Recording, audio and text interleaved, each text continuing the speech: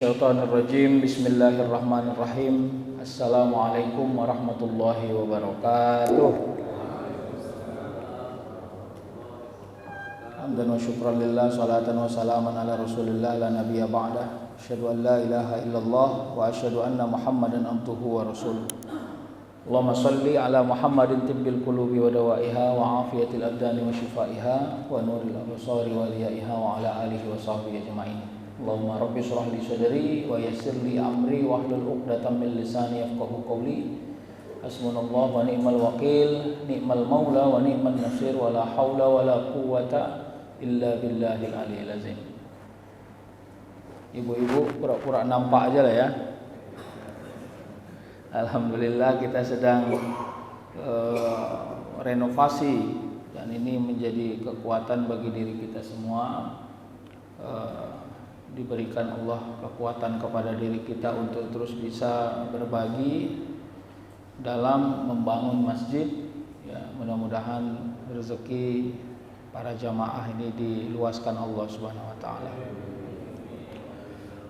Bapak Ibu yang dirahmati Allah, yang lalu kita sudah mengawali bahwa kerja kita ini adalah keluar dari kejahatan yang terstruktur di dalam diri kita. Gitu ya. Kejahatan yang bisa kita rancang di dalam kepala kita rekayasa dalam perbuatan kita, apalagi aksesnya ada. Sekarang ini makin ngeri, Pak. Ya, terlepas dari masalah rempang misalnya ya. Dapat di laut 4 orang tanpa kepala. Itu kan ada di TV ya. Ngeri-ngeri kali sekarang kejahatan. Seram awak. Jadi mau naik kapal laut pun takut awak jadi. Tiba-tiba dipancung orang kepala awak, tolak. Karena itu kejahatan yang paling mudah itu. Tengah laut buang. Nah pertanyaannya kan sederhana. Kenapa kok orang jahat kali orang sekarang? Apa yang mau dicari? Ya kira-kira gitu ya. Apakah kalau kita nonton film di 21 misalnya, gitu ya, Bang Didit masih sering nonton 21 ya. Apakah kejadian menginspirasi film atau film menginspirasi perubahan sosial? Ini berat ini Pak. Kadang-kadang semakin banyak TV mengekspos kejahatan, semakin termotivasi masyarakat untuk berbuat jahat. Jadi itu yang saya katakan kejahatan terstruktur tadi itu. Kita nggak nyuruh orang buat jahat, tapi kita menginspirasi orang untuk berbuat jahat.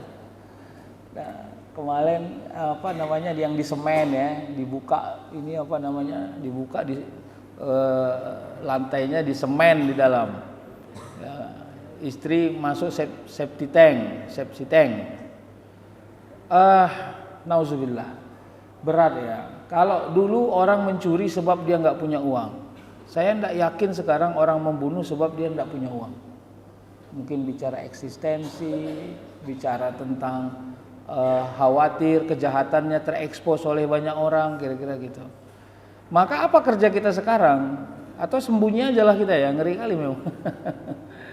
Nah Bapak Ibu, saya menyebutkan ini bukan hanya untuk menyaji problem, tapi saya ingin katakan kepada kita ternyata masalah kita sangat mendasar.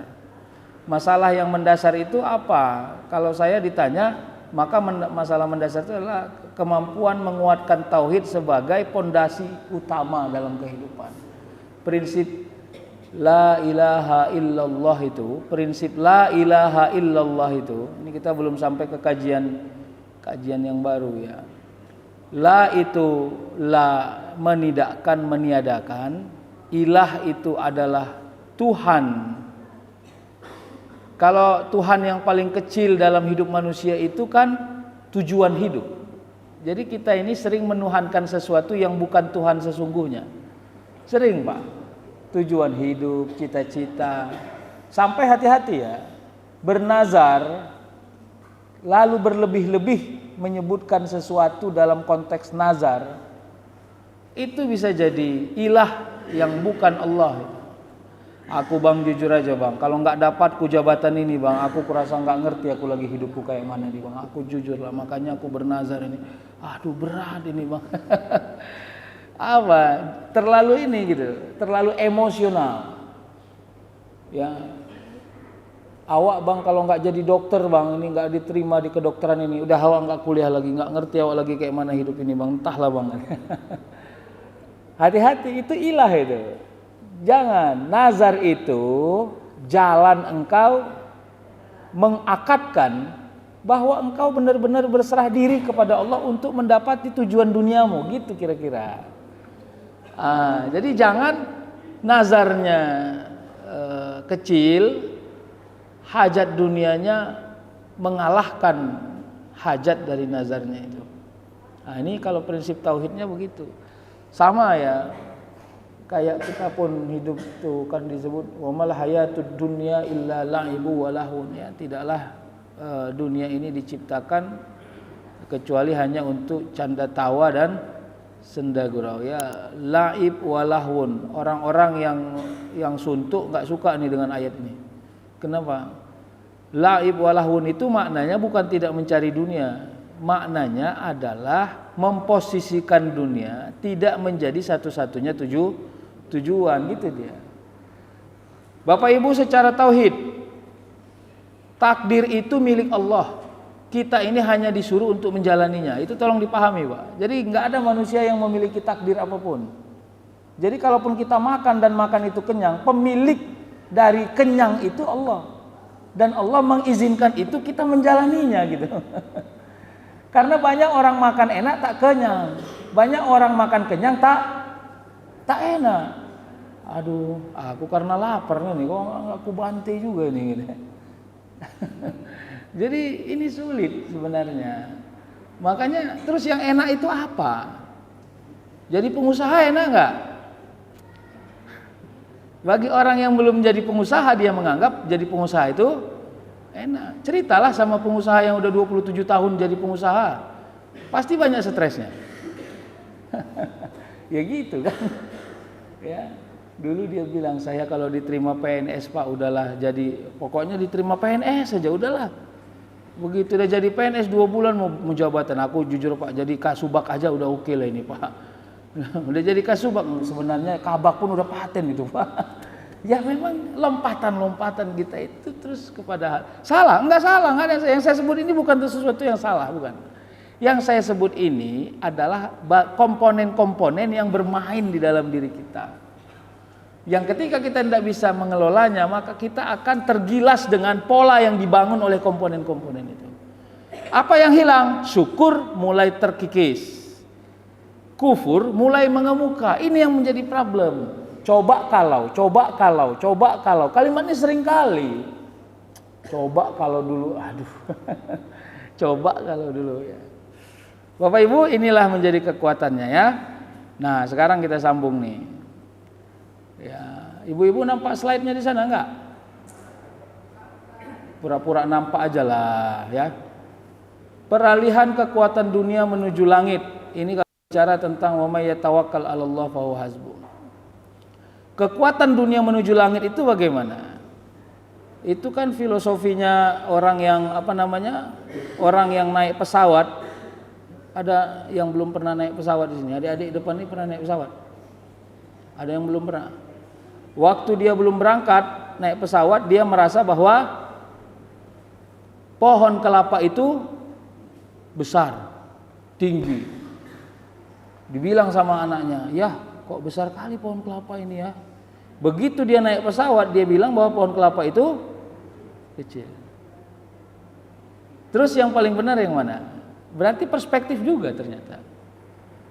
Untuk menceritakan bahwa pohon kelapa itu besar atau kecil, Anda melihatnya dari mana gitu.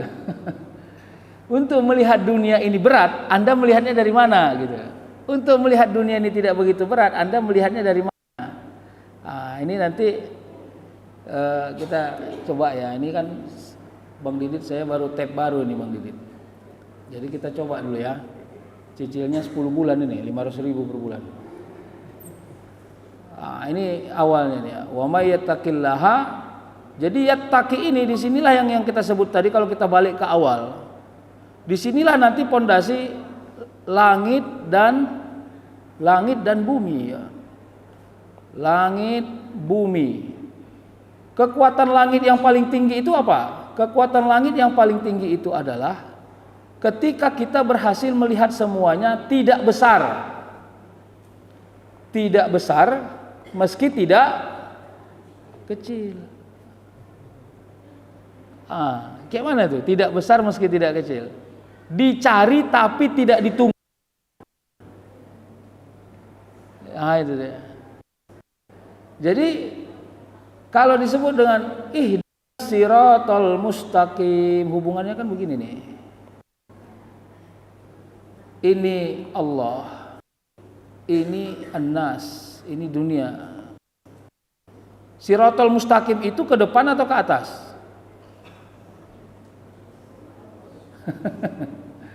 Nah ini dia.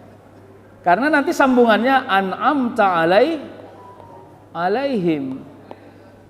Jalan yang kau kasih nikmat kepada mereka. Mereka itu siapa? Mereka itu orang-orang yang ditunjuki, orang-orang yang benar, orang-orang yang istiqomah. Maka mendefinisikan siratal mustaqim jangan hanya ke depan, tapi juga ke atas. Itu supaya kita imbang. Lalu para ulama sering menyebutnya hablum minallah, hablum minannas. Ya, jadi bagaimana? Ya. Maka lihatlah, begitu kita mau menjalankan dunia ini, energinya langit, ya, kekuatannya bumi. Bumi ini tempat berusaha, langit ini tempat meminta hasil. Apa yang terjadi? Nyaman, aman. Dapat banyak gembira, nggak dapat banyak tenang. Dapat banyak tepuk dada tanya selera, tak dapat banyak tepuk dada tahan selera. Nah, itu dia. Ini nggak dapat banyak tepuk dada tanya selera. Dapat banyak tepuk dada tahan selera. Terbalik-balik dunia. Nah, apalagi yang menjadi kekuatan? Maka dari sinilah nanti kita bisa melihat bahwa begitu manusia diberikan Allah kemampuan untuk menalar. Ini saya gambar sedikit ya, supaya bisa kita paham. Ini kepala manusia nih. Ini 1, 2, 3. Ini nanti mata, ini hidung, mulut. Jangan tanya siapa namanya ini, saya pun nggak tahu. Ini idealis, ini koresponden, ini pragmatis. Inilah sistem kerja hidup kita selalu. Akal idealis itu di atas dari kepala kita. Makanya kalau ditanya seorang pencuri, apakah salah mencuri itu, dia akan jawab salah. Padahal dia sudah 428 kali mencuri. Tapi begitu ditanya ke dia, apakah mencuri itu salah, dia akan jawab salah. Yang menjawab itu adalah akal idealisnya. Semua kita punya akal idealis, Pak. Ya. Seorang anak memukul ayahnya, salah nggak itu? Ditamparnya ayahnya, bukan ayahnya nampar dia yang nampar ayahnya. Salah nggak itu? Salah nggak, Dik? Salah.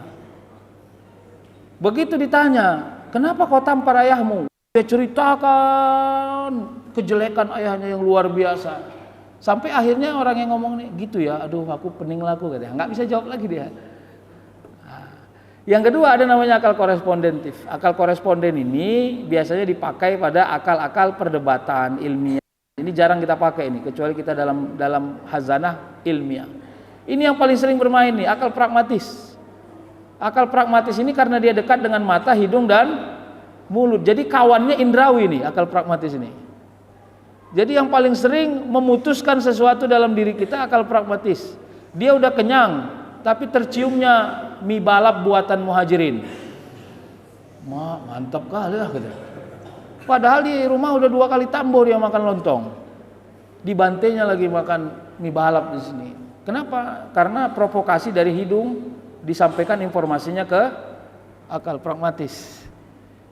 Maka akal idealis ketinggalan, karena akal idealis harusnya ngomong, kalau kau sudah kenyang jangan makan. Itu akal idealis. Jadi itulah kenapa kita ini sebenarnya sering berbuat jahat pada saat kita sedang baik-baiknya. Kita mampu berpikir yang baik, tapi kita nggak mampu bekerja yang baik. Udah bagusnya pikiran karyawan itu. Ayolah kerja kita. Iya, lagian kan ini periuk kita ini, dari sinilah rezeki kita. Ayo, kata kawannya. Begitu dia mulai kerja, tapi ngapain kita kerja capek-capek? Coba kau bayangkan, capek awak, bos yang enak, awak juga yang pening kan? Ya kan capek kita. Iya, kita pun nggak pernah naik gaji, ngapain? Udah sebentar saja kan. Padahal dia udah tahu nih apa yang mau dikerjakan yang benar. Tapi karena provokasi telinga, provokasi hidung, provokasi mata, akhirnya semua menjadi rusak. Dan saya mau katakan Bapak Ibu, setan itu sebagai sifat dia main di sini di indrawi itu. Jadi alat kerja setan itu ya indrawi. Alat kerja setan itu indrawi, Pak. Makanya orang buta itu hilang potensi dosa di atas 30%. Orang buta itu hilang potensi dosa di atas 30%. Kenapa? Karena mata itu instrumen yang paling sensitif, membuat kita berbuat yang aneh dan unik. Saya bukan bilang dosa ya. Bisa aja aneh itu potensinya dosa, bisa aja unik itu potensinya dosa. Tadi nggak mau ngeten ya dia, ngeten tau ngeten. Bu, ngeten tau bu? Iya. Sambil ngunyah gue rasa ibu-ibu nih di belakang. Karena udah tertutup, main makan di luar aja bawaan di belakang. Karena dia masuk kamar mandi, dia lihat ada celah untuk ngintip. Tadi nggak ada niat mau ngintip nih, nggak ada. Terpikir pun nggak. Ditengoknya bergerak-gerak dari lubang yang nampak. Apa yang bergerak-gerak nih? Ngintip ya juga. Oh gitu, Pak. Jadi sebenarnya maka gimana? Ya udah, disitulah akal harus bisa membentengi kita untuk kita bisa melakukan yang paling baik dari diri kita. Nah, kita lanjut ya. Peralihan harap kemanusiaan menuju keilahian. Harap itu ya bicaranya tentang kemanusiaan. Ya. Yang menjadi kekuatan kita selama ini. Tapi sekarang harus keilahian. Gini. Berharap sama bos boleh secara fitrah, tapi berharap kepada Allah harus satu-satunya tujuan. Makanya selalu kalau dalam kajian ini saya katakan, bersyukur itu kepada Allah, berterima kasih itu kepada manusia. Jangan terbalik-balik.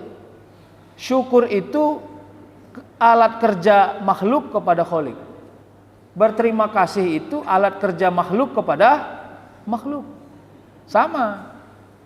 Kalau hari ini kita berharap kepada bos, maka yang membolak-balikkan hati bos itu siapa? Makanya kan ada Allahumma ya muqallibal qulub ya, sabbit qulubana kalau rame-rame ya, sabbit qalbi ala dinik wa ala ta'atik. Wahai Allah, Engkaulah yang maha membolak-balik hati manusia. Makanya ibu-ibu, kalau nanti suaminya kok agak ketus-ketus saja, doanya Allahumma ya muqallibal qulub. Ya Allah, Engkaulah maha membolak-balik hati manusia. Ada pertanyaan seorang istri kepada suaminya, "Bang, apakah aku ini masih cantik?" Apa jawabannya? Jawablah Pak, kan istri klien yang di belakang itu.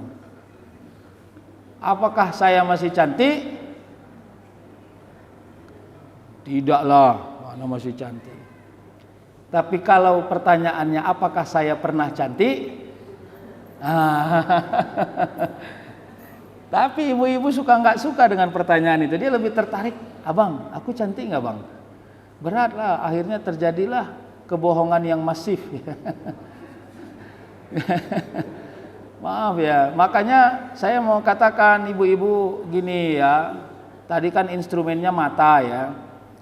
Kalau menyuruh suami-suami menghindari mata melihat yang cantik, itu hampir mustahil terjadi secara duniawi. Karena dia bekerja, dia berjalan, dia mengakses. Jadi kalau ada seseorang melihat yang cantik terus terpuji oleh hatinya, cantik fitrah bagi manusia itu. Tapi untuk tidak terikat kepada yang cantik, disitulah usaha. Itu yang seperti Allahumma ya muqallibal qulub. Ya Allah, untuk membuat suami saya tidak memuji orang yang cantik, sulit kurasa itu ya Allah. Tapi berikanlah saya kekuatan agar hati suami saya tidak berpaling kepada yang cantik-cantik itu. Itu kira-kira doanya ya. Udah paham Bu? Paham tapi bilangnya sewot. Ya, wahdatul ulum, wahdatul amal. Ini bukan bicara UIN ya. Wahdatul ulum itu maknanya adalah gini, ada integrasi dan interkoneksi antara semua sistem hidup ini. Jadi, kalaupun kita mau bekerja, berbisnis, lalu kita prioritas mendapatkan hasil, keuntungan, lalu kita berharap keuntungan itu menyejahterakan hidup kita pada urusan primer, sekunder, dan tertier, tapi tetap kita harus berhasil membuat cantolan yang besar, bukan cantolan yang kecil, bahwa berkah rezeki, mudah rezeki, manfaat rezeki itu benar-benar datangnya dari Allah. Itulah yang disebut dengan wahdatul ulum, wahdatul amal. Kalau enggak, parsial betul kita. Kita ini sistem kerjanya sering salah sangka. Kenapa Anda bisa dapat prestasi sehebat ini, Pak? Ya karena saya belajar lah, Bang. Kalau saya nggak belajar, mana mungkin saya sehebat ini. Kalimat ini bagus sebagai motivasi, tidak benar sebagai energi tauhid. Kenapa? Kalau dia menjadi sistem dan energi tauhid, maka yang terbangun adalah seolah-olah hanya dengan belajar maka Anda menjadi sukses. Salah itu? Enggak salah, tapi belum benar. Belum benar lah, Pak. Kalau hanya dengan belajar menjadi sukses, enggak benar itu. Salah satu jalan kesuksesan adalah belajar, itu benar. Tapi bukan hanya dengan belajar, bukan. Ya kan? Apa kata Gubernur Sumatera Utara Samsul Arifin? Garis tangan jugonya itu kan. Tuah badan. Saya ingin mendefinisikan itu secara lebih dalam. Begitulah secara makro takdir itu tidak bisa dilepas dari kehidupan manusia. Itu kan di YouTube ada tuh ya, bagi-bagi souvenir di depan udah orang ngangkat tangan, dilempar satu dapat satu, lempar. Tiba dilempar yang paling besar itu pakai kotak besar. Tertangkis-tangkis oleh tangan orang, nyampe ke belakang sama orang yang nggak pernah duduk aja dia udah pasrah, dia nggak akan dapat. Akhirnya ke tangan dia dapat. Nah, itu kalau bicara tentang intervensi Allah di dalam takdir. Maka gimana? Untuk mendapatkan itu gimana? Kalau saya katakan, jaga elastisitasnya, jangan terlalu kemaruk. Tahu kemaruk? Apa itu kemaruk? Hah? Mana ini orang Medan asli sini? Kemaruk kali kau, kata orang. Kemaruk itu gini, dia mau itu, dibilang-bilangnya kemana-mana. Dibilang-bilangnya, padahal udah jatah dia itu. Cuma dibilang-bilangnya, kemaruk kali gitu. Jadi sehingga akhirnya orang pun ngasih dia tidak lagi bergairah. Ya. Padahal orang tadi mau ngasih dia karena orang gembira, tapi karena dia terlalu kemarau, orang nggak gembira jadi. Kira-kira gitu. Nah, hati-hati ya. Bagaimana integrasi interkoneksi yang paling kuat itu? Ya itu sistemnya. Bangunlah. Apa yang mau dicari sekarang nih? Ini adik-adik yang menghafal Quran, kalau ditanya apalah cita-cita kalian deh, oyong juga ya kepala orang ini jawabnya. Tapi elastisitasnya dijaga, karena sistem kerjanya tidak kalkulatif seperti sistem kerja yang kita bangun dalam akal kita. Ngeri, Pak. Kesempatan-kesempatan itu bisa tidak stabil hadirnya, tapi ikhtiarnya tidak boleh dilepas. Itu yang saya harus katakan. Ikhtiar itu integrasikan dengan tujuan dan cita-cita, tapi harap itu luaskan dan lebarkan. Ya. Karena kalau kita main balon, nyucuknya bisa dari mana-mana. Ya. Yang ketiga, Allahu Ahad, Allahus Samad, lam yalid walam yulad. Ini prinsip tauhid. Kalau kita membangun tadi bicara tentang wa may yatawakkal 'alallah fahuwa hasbuh. Kalau kita mau sebut Allahu Ahad, maka sifat tauhidnya ahadiyah. Apa itu ahadiyah? Ahadiyah itu adalah ya Allah yang bukan satu, bukan dua, bukan tiga. Berarti namanya bukan numerik bukan ya. Allahu Ahad. Ahad itu adalah, ini gimana nih Ja? Ya. Ahad. Ahad itu keesaan Allah yang tingkat pekerjaannya gini dia, Pak. Apa ini? Jadi bukan satu, bukan dua, bukan tiga. Kalau satu berarti dia belum dua. Dua berarti dia sudah satu dan belum tiga. Jadi Allahu Ahad itu sistem kerja hidup kita yang zigzag ini, di dalamnya ada Allah yang Ahad. Hanya itu saya pandai ngomongnya. Disinilah kenapa para ulama dulu secara thariqah dia nggak pernah berhenti berzikir lisannya, karena bagi dirinya Allahu Ahad itu sudah tercermin di dalam kehidupan. Kenapa? Dia nggak berhasil memisahkan dirinya dari zikrullah. Kenapa? Karena bagi dirinya Allahu Ahad itu sudah jadi sistem hidup, Pak. Sudah jadi sistem kerja, tidak lagi menjadi bagian. Dia bukan bagian, dia sudah jadi sistem gitu. Ya. Maka yang kedua, Allahus Samad. As-Samad ini maknanya apa? Namanya ada tauhid somadiyah, kebergantungan. Bergantung itu secara sederhana kita menganggap bahwa ini ada kayu, di sini ada orang yang bergantung. Ini bergantung yang sederhana memahaminya. Bergantung itu lebih tinggi derajatnya dari itu. Gini, kalau yang kita lihat ini, inilah dia pondasi dasarnya, di sini hadiah tadi itu. Ini tempat kita bergantung ini, disinilah ada namanya keilahiyahan itu. Tangan kita memegang gantungan ini, tubuh kita di ikhtiarnya. Engkau melepasnya, kau akan jatuh.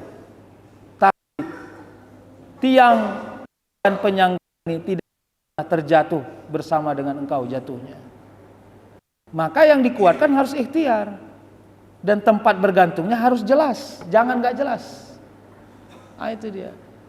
Boleh nggak seorang istri bergantung kepada suaminya, Bu? Bu, udah lari. Nggak boleh. Mana boleh? Berharap boleh, bergantung enggak. Berharap itu konsideran urusan dunia, Pak. Bergantung itu konsiderannya pada urusan yang tidak duniawi. Bang, matilah aku kalau kau enggak ada. Siapa bilang kau mati kalau aku enggak ada? Karena urusan mati bukan urusan aku, itu urusan Allah. Paham enggak itu? Ya, kayak mana kita hidup kalau ayah sudah meninggal? Kok gitu kalimatnya? Dari mana duit kita? Dari mana? Rupanya duitmu dari mana selama ini? Dari ayah lah. Enggak, salah. Sistem kerjanya dari ayah, rezekinya dari Allah. Setelah ayahmu meninggal, maka Allah hidupkanlah sensitivitas tetangga, sensitivitas keluarga, sensitivitas saudara untuk menghidupi dirimu. Karena rezekimu dari ayahmu sudah habis, rezekimu dari saudaramu masih ada. Gitu aja, Pak. Itulah yang saya sebut dengan as-somad, supaya kita sejelek apapun takdir yang kita rasa, dia harus tetap baik. Harus gitulah. Berat ini membilangnya. Karena begitu ke awak, meper juga awak ini. Makanya taubatlah kepada Allah.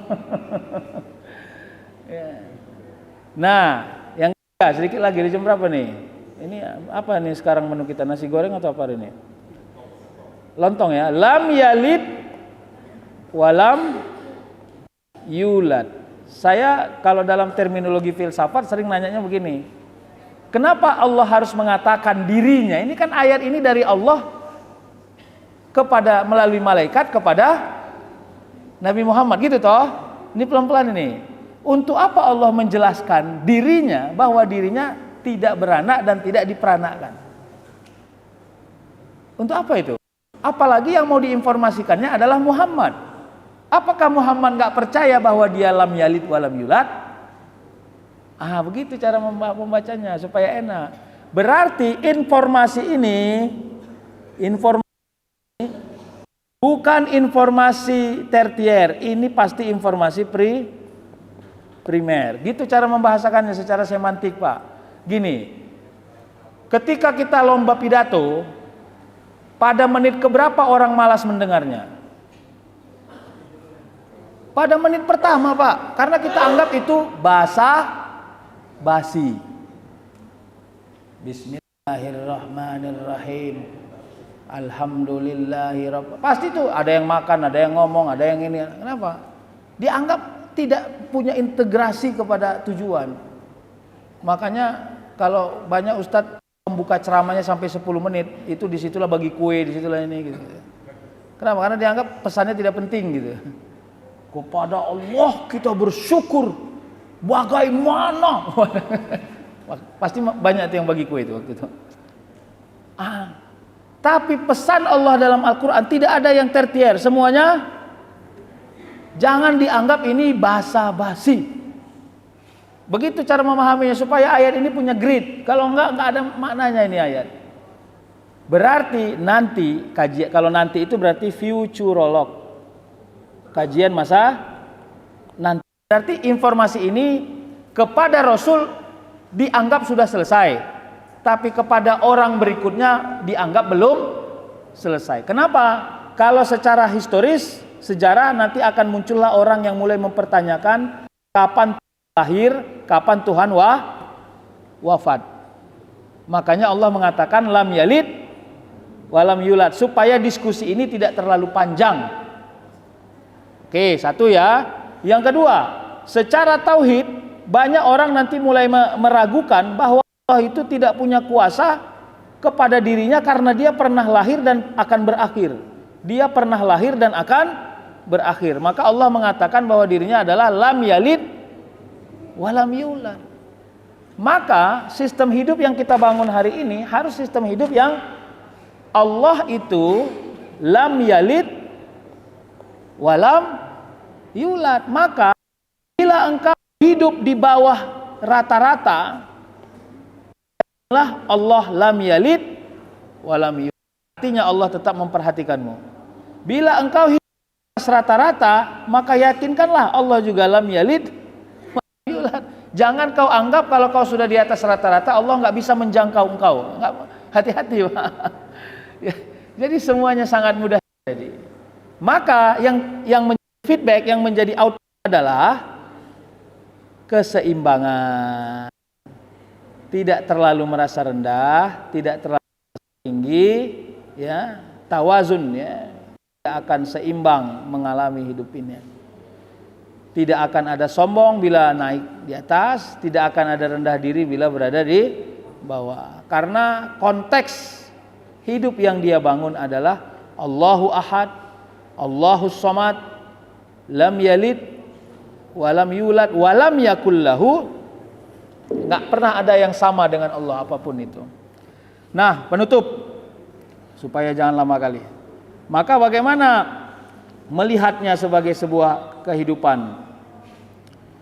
Ini dia, ini yang terakhir nih, integrasi keizinan Allah dengan kesesuaian penerimaan diri. Kalau engkau nggak dapat sesuatu yang kau hajatkan dan takkan mungkin didapati lagi, berarti Allah cukupkan kepantasan dan kemampuan dirimu sampai di situ, dan kerjakanlah itu dengan sempurna sangka baik. Jangan separuh sangka baik.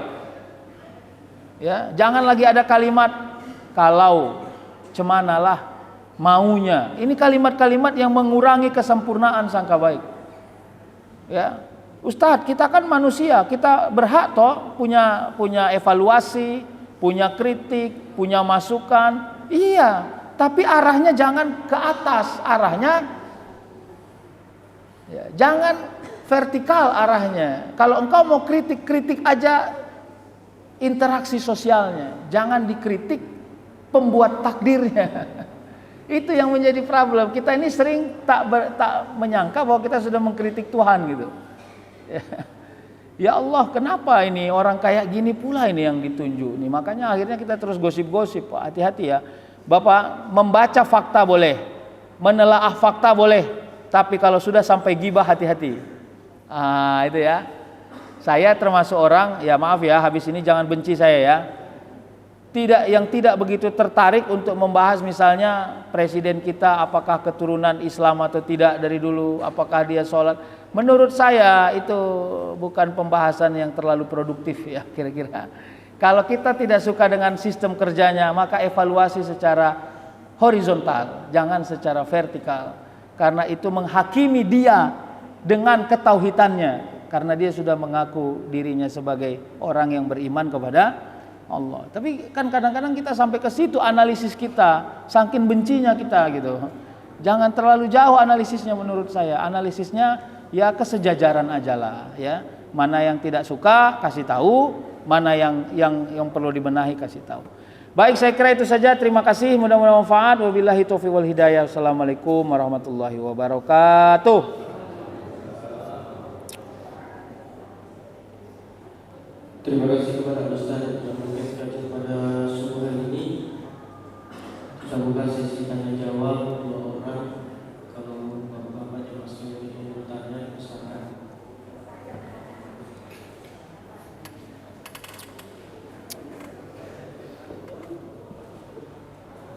Assalamualaikum warahmatullahi wabarakatuh. Waalaikumsalam warahmatullahi wabarakatuh. Tadi Pak Ustaz berharap kepada Allah.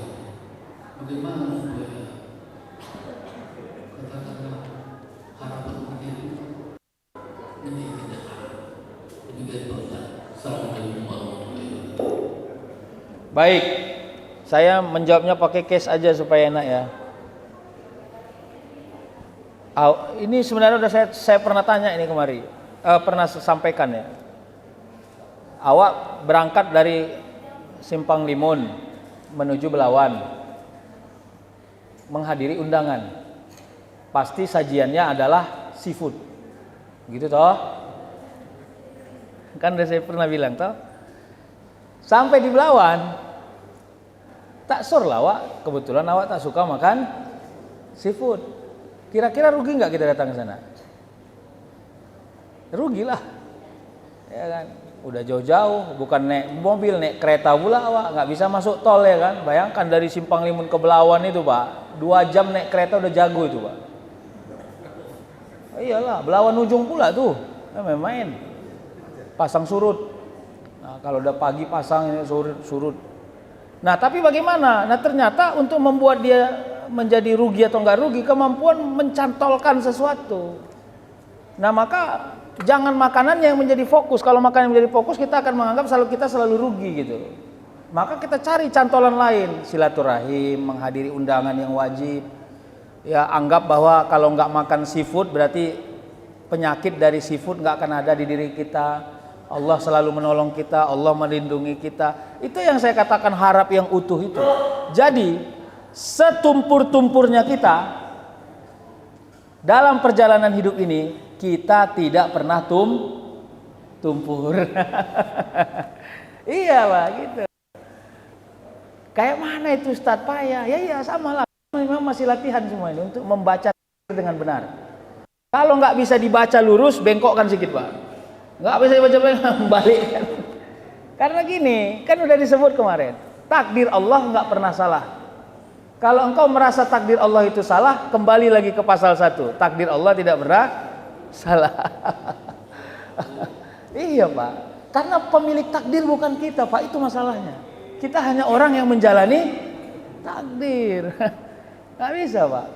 Kalau saya mau berdoa Pak, saya pengen jadi orang putih, hidungnya mancung, badannya sispek Pak. Ini perut saya buncit, hidungnya pesek. Itulah tanda bahwa takdir ini bukan milik saya. Kira-kira gitu. Gitu ya. Gimana supaya kita gembira Pak? Menjalani takdir. Jangan pernah bercita-cita sesuatu yang kau payah mendapatkannya. Itu syaratnya Pak. Pasti gembira itu Pak. Ya. Kenapa abang-abang tukang becak yang di kedai kopi pinggir jalan itu bebas saja mereka menganalisis politik? Ya kan? Tahu klien Anies itu cemana? Wah, duduk Pak tuh di depan tuh. Kedai kopi itu keren kali analisis politik abang-abang becak tuh. Jangan main-main. Karena mereka sehebat apapun analisisnya, mereka ikut di dalamnya. Jadi mereka bebas membacanya. Gitu. Coba yang menganalisis ini memang orang partai politik, bukan hati-hati dia ngomong. Jadi begini. Mutar dulu ngomongnya. Kenapa? Takut salah cakap. Gitu sebenarnya. Jadi kalau mau enak hidup ini jangan banyak-banyak kali cita-cita, udah itu aja. Masih enak. Tapi ingat, lihat, elastisitas Allah akan berlaku. Saya termasuk orang yang percaya, walaupun kau tak pernah bercita-cita minum air kelapa, tapi bila Allah sudah takdirkan kau minum air kelapa, pasti akan datang orang mengantarnya. Tapi itu jangan kau buat sebagai sistem hidup. kalau itu dibuat sebagai sistem hidup, kacau hidup ini. Hanya nunggu nggak pernah berusaha. Nah, itu kira-kira akan kacau. Jangan nunggu aja. Nah, kira-kira gitu. Songoni mati. Adang dope. Iya, silakan nih, Ustadz, silakan. Assalamualaikum warahmatullahi wabarakatuh. Waalaikumsalam warahmatullahi wabarakatuh. Izin bertanya Ustaz, tadi terkait dengan persoalan hubungan vertikal seseorang itu tidak perlu kita intervensi karena persoalan itu tidak produktif di kita. Tapi bagaimana Ustaz ketika seperti yang sama-sama kita tahu bahwasanya bayi gurunya hubungan seseorang secara vertikal itu juga mempengaruhi pola pikirnya, terutama dalam menjalankan amanah kepemimpinan tersebut. Menuruskan pemahaman saya Ustaz, maaf jika ada salah. Assalamualaikum warahmatullahi wabarakatuh. Waalaikumsalam. Ini kepala uak itu tadi ya. Ini yang saya bilang. Ini matanya, ini hidungnya. Makanya saya katakan, Bapak-bapak, ini udah hampir kesimpulan ini. Silakan baca buku-buku filsafat manusia ya. Tapi memang buku filsafat manusia agak berat. Kalau engkau orang jahat, berkawanlah dengan orang baik yang kuat, supaya engkau diajak pada kebaikan. Makanya banyak dalam kitab disebut berkawanlah dengan orang-orang yang soleh. Para ulama dulu membahasakannya sederhana. Kesolehan itu terjemahannya adalah sudah lengket di dirinya, tidak tertarik dengan dosa, dan berminat dengan pahala. Itulah ciri-ciri orang soleh. Kalaupun diajak dia dengan dosa, dia mikir 2 atau 3 kali gitu. Itu ciri-ciri orang soleh itu. Ayolah, udahlah, nanti aja lah sholat. Ini kan Isya, panjang ini waktu. Dia nggak menidakkan. Begitu dia pikir lebih baik Isya, maka dia pergi bekerja. Inilah dia prinsipnya. Kenapa? Karena ke alam orang yang di sekitar kita akan membentuk karakter diri kita. Itu cukup dominan itu. Cukup dominan. Jadi kalau seorang ayah dan ibu di rumah itu selebor bawaannya, maka anaknya juga biasanya akan selebor. Kenapa? Karena habit. Ya, namanya habituasi. Membiasakan tuh kira-kira gitu. Nah, terus bagaimana? Nah, ini dia karakternya yang dikuatkan. Disitulah letaknya keistiqomahan. Bagaimana meletakkan definisi keistiqomahan? Setelah engkau tahu yang benar, istiqomahlah. Walaupun tempat engkau berjalan semuanya bukan orang yang benar, tapi kalau kau sudah istiqomah, maka kebenaran itu akan menjadi habit, kebiasaan, kebudayaan. Nah, kira-kira gitu. Jadi saya sih ngajaknya gini, jangan terlalu ekstrim. Ini yang bolak-balik kita sebut sebagai pola ya. Dia mau ngajak adiknya sholat, terus dia bilang gini, udah jelek, miskin, gak mau sholat, mau apa kau jadi orang? Sholat sana. Pasti adiknya benci sama abangnya. Kenapa? Gak perlulah hubungkan jelek miskinku dengan sholat. Kalau kau mau ajak aku sholat, bilang aja, ayo dek sholat. Kadang-kadang gitu, kita selalu saja, bukan tujuannya yang salah, caranya yang salah. Tujuannya gak pernah salah, tapi caranya suka salah. Ini nih orang-orang nih semua nih masih makan haram nih semua nih. Wah, apa nggak gondok orang kan itu? Haram nih semua. Nggak ada yang jelas ini semua. Nggak usah. Anda mau ngomong apa? Bilang aja. Saya mau ngomong bahwa ayo makan yang halal. Udah, nggak usah bilang ini haram semua. Kenapa? Karena manusia itu nggak suka diintervensi. Kalau engkau konteksnya mau ngajak orang baik, maka fokuslah pada kebaikannya. Nah, kira-kira gitu. Nah, itu ya. Mudah-mudahan bisa diterjemahkanlah dengan sempurna. Boleh, silakan Pak. Terakhir lah ya, silakan. Waalaikumsalam.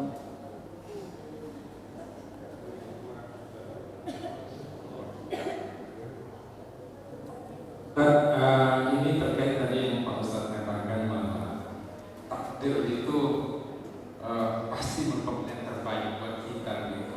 Takdir ini kadang-kadang kan ada atau mungkin sesuatu yang kita tidak bayangkan, yang mungkin kita merasa sesuatu ya agak sesuatu yang bilang negatif bukan negatif, cuma merasa begini gitu Pak. Tentu itu kita hidup ini selalu dengan ikhtiar, dengan doa, dengan segala konsekuensinya, dengan segala apapun putusan Allah pasti yang terbaik itu takdir. Pertanyaan saya Pak Ustadz, bagaimana kita Nabi ataupun bagaimana kita bersikap untuk kita bisa dengan ridho dengan takdir Allah itu? Karena kadang-kadang kita sudah sebut ternyata tidak seperti itu yang kita terima. Demikian Pak. Assalamualaikum warahmatullahi wabarakatuh. Baik, kalau dia hal yang mikro, jangan pernah ridho sebelum berusaha. Ini dia, kalau dia takdir mikro. Gini Pak, kalau Bapak lapar, cepat ambil duit pergi ke nasi padang, beli nasi padang Pak. Jangan Bapak suruh Allah tiba-tiba membuat Bapak kenyang. Itu ya kira-kira. Karena kalau yang mikro memang kerja akal dituntut, sistem harus dibangun. Makanya kalau Anda miskin, itu mikro bukan makro. Tapi kalau Anda senang, gembira, tenang, itu makro. Maka bagaimana? Minta kepada Allah. Karena di sana hanya yang dibangun adalah baik sangka, baik sangka. Makanya kalau ada seorang perempuan bilang, Ustadz, apakah sudah habis takdir saya menikah sama dia sehingga saya bercerai? Jawabannya, takdir kebahagiaannya tidak habis. Takdir bersamanya boleh saja habis. Kenapa? Takdir bersamanya mikro itu Pak. Takdir kebahagiaannya makro. Apakah orang yang bercerai tidak bahagia? Belum tentu. Apakah orang yang bercerai akan mengalami kesulitan? Pasti. Tapi apakah kesulitan itu membuat dia tidak bahagia? Belum tentu. Maka sering saja cedera urusan takdir mikro, tapi tidak pernah cedera urusan takdir makro. Rumit cara membacanya Pak. Jadi kalau masih sesuatu yang bisa diusahakan, tolong jangan pernah pasrah kepada Allah. Tidak boleh. Kenapa? Karena itu tanda kita jelek sangka kepada Allah. Tapi kalau urusan tentang sesuatu yang jauh lebih abstrak, maka minta Allah menguatkan diri. Ya. Awak udah berusaha bang, cuma nggak lulus, cuman lah ya udah, awak cari yang lain lah ya. Nggak lulus itu urusannya mikro. Tapi apakah Anda menjadi orang berhasil, gembira atau tidak? Tunggu, kita baca makronya. Lalu 4 tahun kemudian awak jumpa sama dia. Syukur juga rupanya bang nggak lulus aku yang lewat tuh bang. Kalau nggak bisa aku kayak gini loh bang. Ternyata Anda sudah berhasil syukur. Dulu Anda ngumpet-ngumpet, marah-marah itu kira-kira gitu. Nah, yang ketiga Pak, bagaimana supaya kita tetap tidak jelek sangka pada sesuatu yang terjadi hari ini secara mikro? Jawabannya, kalau sudah tidak bisa diusahakan, kalau secara mikro sudah maksimal, maka balikkan kepada makro. Ya Allah, apa yang ku cari hari ini? Bekerja pun aku maksimal, saya heboh-hebohnya. Ternyata yang ku dapat juga tidak banyak. Sementara saya mengabaikan sayang anak, sayang keluarga dan seterusnya, misalnya gitu ya. Maka cari kebahagiaan yang lain, cari sistem kerja yang lain. Nah, kalau bukan sistem kerja masalahnya adalah uang, maka kurangi pengeluaran. Saya selalu bilang begitu Pak. Kita ini sering salah kaprah, selalu saja menyangka Allah menyedikitkan rezeki kita, padahal tidak. Kita ini terlalu rumit mengelola rezeki, bukan disedikitkan Allah rezeki. Itu. Bu, apa masalah Bu? Aman, udah makan belum? Udahlah kita akhiri ini ya, itu kira-kira Pak. Jadi gini, kalau lagi nggak banyak rezeki dalam konteks uang, kalau saya sih sarannya kurang-kurangnya aja selera, udah gitu aja.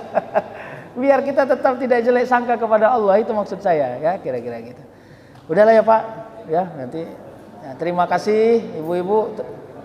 Pasti ibu-ibu gembira nih kalau udah selesai. Mudah-mudahan manfaat. Kita akhiri dengan doa nauzubillahi minasyaitonirrajim. Bismillahirrahmanirrahim. Alhamdulillahirabbil alamin.